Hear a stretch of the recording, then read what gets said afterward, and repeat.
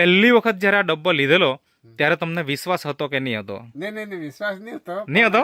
માનો કે આ નહીં મળતે તો શું થતે? એ જતા જ બધું ગમે ત્યાં ઝાઠા પડી ગયેલા એમ તેમ બધું. નમસ્કાર પશુપાલક મિત્રો, આજે આપણે એક એવા પશુપાલકને મળવા માટે આવેલા છે કે જે લોકો પશુપાલન કરે છે અને આ પશુપાલનમાં એમની જે આ ગાય છે એમને કંઈક સમસ્યા હતી. તો શું સમસ્યા હતી અને એમને એ સમસ્યાનું સમાધાન કેવી રીતે મળ્યું એ થોડીક આપણે એમના પરિચય સાથે જાણીશું. તો સૌપ્રથમ તમારું નામ બોલજો. શું નામ છે? ભરતભાઈ ગમનભાઈ પટેલ. અને ગામ કયું? ધરમપુરી. અને એ ધરમપુરી એટલે કયો તાલુકો કહેવાય? વાંસદા તાલુકો. વાંસદા તાલુકા, નવસારી જિલ્લો. હા, તો તમારે ત્યાં હાલમાં કેટલી ગાય છે? હાલમાં 2 ગાય છે ને 1 ભેંસ છે. ઓકે. અને આ જે ગાય છે એ અહીંયા અલગ કેમ બાંધેલી? આ કે હા, પેલું પાકો છે હવે કાચો છે એટલે એમાં જરાક શાંતિથી ઉઠી શકે. અચ્છા, તો બીજી ગાય ભેંસ બીજી જગ્યાએ છે? હા, બીજી જગ્યાએ. ઓકે, તો મને એ જણાવો કે આ ગાય તમે વેચાતી લાવેલા કે પછી ઘરની જ છે? ઘરની જ વાસળી છે. કયું વેતર? આ પહેલું જ વેતર? અચ્છા, તો આ પહેલું વેતર ગાયનું છે અને એમાં કંઈક પ્રોબ્લેમ આવ્યો, તો શું પ્રોબ્લેમ આવેલો એ થોડીક વાત કરો વિસ્તારથી.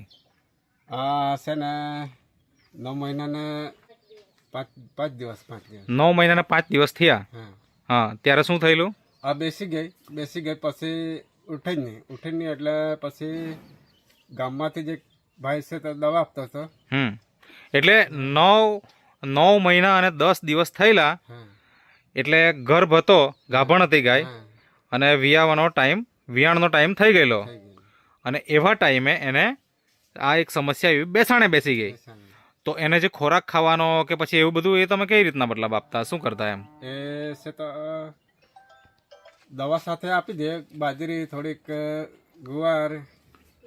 બેસીને જ ખાતું એવું? બેસીને જ ખાતું. બરાબર, બેસીને જ ચાર ખાય. હા, તો તમે જ્યારે પશુપાલનના વ્યવસાય જોડે આમ કેટલા વર્ષથી સંકળાયેલા છે? આમ તો 6-7 વર્ષથી છે. હા, તો 6-7 વર્ષ દરમિયાન આવી કોઈ પ્રોબ્લેમ પહેલા આવેલો ખરો? આવો નથી. કોઈ પણ ગાય ભેંસને નહીં આવેલો? પહેલી જ વાર આવ્યો. એટલે એનો કોઈ અનુભવ હતો નહીં આપણને, બરાબર ને? હા, તો જ્યારે આવી બેસાણે આવી ગયેલી ત્યારે તમને મનમાં શું થતું હતું? અરે શું કરું એમ, આ કેટલા દિવસ ખવડાવે, કેટલા દિવસ પાયડી નાનેથી. અચ્છા, અને અચાનક શું થયું એમ? અચાનક શું થયું? આ ગાય અત્યારે વેચી હોય તો કેટલી કિંમત આવે? હવે 40-45 આવે કદાચ. મતલબ આટલી મોંઘી ગાય અને એને જો સમસ્યા આવે અને તો તકલીફ તો થાય જ. અને નાનું ત્યારથી તમે તો ઉછેરેલું એમ કીધું એટલે લગાવ આપણને થોડો વધારે હોય, બરાબર ને? તો જ્યારે બેસાણે આવી ગઈ ગાય અને ઊભી નહીં થતી હતી તો પછી એની તમે કોઈ જગ્યાએ સારવાર કરાવી કે નહીં કરાવી? સારવાર નથી કરાવી. અચ્છા, કોઈ કરાવ્યું નથી. એ તો ભાઈ ગામમાં દવા આપતો હતો, એની માહિતી મળી તમને? આ જ પાવડર ને? હા, આ જે પેટ વેટ છે, નેટસપ કંપનીની પ્રોડક્ટ છે પશુપાલન માટેની. અને આ તમને માહિતી ક્યાંથી મળી? અત્યારે દુકાન પર બેસી રહેલા કે અમુક માણસ આપતો છે, મને નહીં ખબર. એટલે કોઈ ભાઈએ તમને કીધું? હા. તો એમણે તમને કેવી રીતના કીધું? તમને ખબર કેવી રીતના પડી? એને કદાચ તમે વાત કરી એમને? નથી ઉપયોગ કરી છે આ લોકોએ. નહીં એમ નહીં. હવે કોઈને હવે તમે દુકાન પર બેસેલા હોય તો વાત કરી હશે તો જ એ લોકોએ તમને કીધું હશે ને? હા, તો તમે કોઈને વાત કરેલી કે એમ પૂછું કે ગાયના આવી તકલીફ છે એવું? બરાબર, હા, પૂછવા તો પડે જ ને. તો આ તમે પૂછતા હતા ને એવામાં તમને માહિતી મળી કે ભાઈ એક ભાઈ દવા આપતો છે, પણ આ એકચ્યુઅલી કોઈ દવા નથી, આ તો એક ખોરાક જ છે, બરાબર? તો તમે પછી એમનો સંપર્ક કર્યો. આ રાહુલભાઈ છે, બરાબર ને? તો આ તમારા ગામના જ છે એમ? ગામના જ છે. અચ્છા, તો શું પછી મતલબ ત્યાં ગયા પછી તમને શું વાતચીત કરી એમણે કીધું કે 3 ચમડી ખવડાવજે હમણાં હાલમાં, પછી ઓછી કરજે એમ. ઓકે, એટલે સવાર સાંજ 2 ટાઈમ 3 ચમચી. ઓકે, શેની સાથે ખવડાવતા? તો બાજરી, ગુવાર, મેથી. અચ્છા, એની સાથે તમે મિક્સ કરીને સવાર સાંજ ખવડાવવાનું ચાલુ કર્યું. તો કેટલા દિવસમાં ગાય ઊભી થઈ ગઈ? લગભગ 10-12 દિવસમાં તો.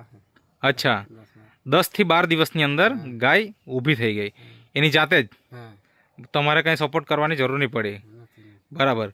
એટલે હવે 9 મહિના અને 10 દિવસ થયા અને ગાય બેસાણ આવી ગયેલી, પછી ડિલિવરી કેટલા સમયથી થઈ?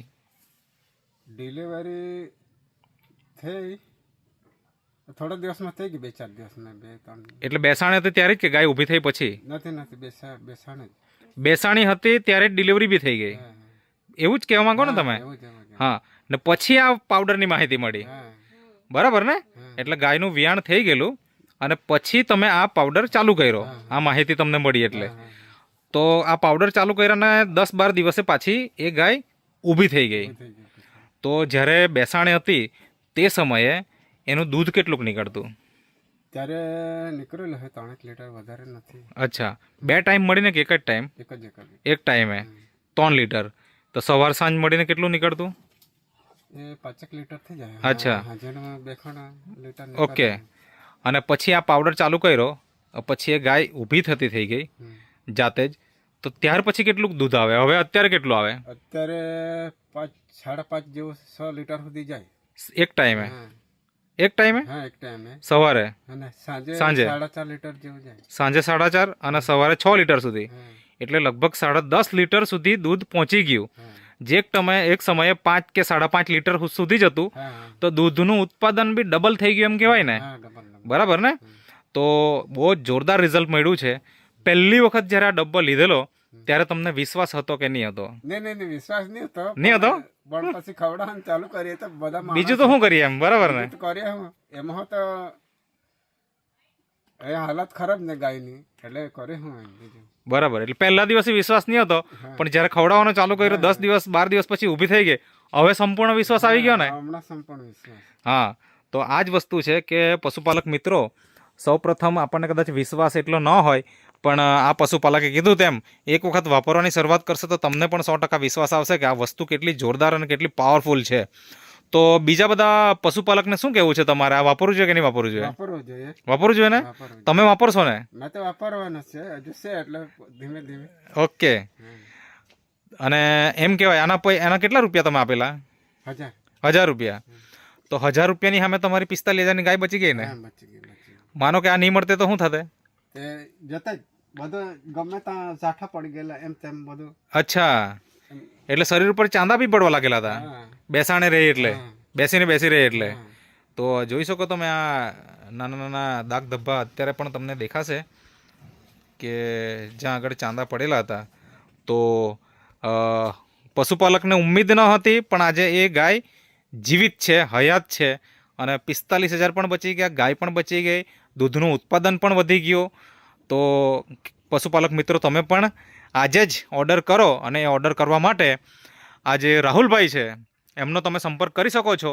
રાહુલભાઈ, હા સર. તમારો કોન્ટેક્ટ નંબર આપો જેથી કોઈ પણ પશુપાલક મિત્ર તમારો કોન્ટેક્ટ કરવો હોય તો કરી શકે. 97 97 12 12 33 33 38 38 65. 65. હા. આખા ગુજરાતમાંથી ગમે ત્યાંથી કોન્ટેક્ટ આવે તમે એને પહોંચાડી શકો ને? હા. ઓકે. તો તમે જે ઇન્ટરવ્યૂ આપ્યો તે બદલ તમારો ખૂબ ખૂબ આભાર. એમણે કીધું એ પ્રમાણે અહીંયા તમે જોઈ શકો છો બીજી પણ ગાય ભેંસ છે. ઓલરેડી અંધારું થઈ ગયું છે એટલે કદાચ એટલું ક્લિયર નહીં દેખાય, પણ આ એમનું જ છે જે ગાયનો વિડીયો લીધો એ ત્યાં છે, ત્યાં બાંધેલી છે.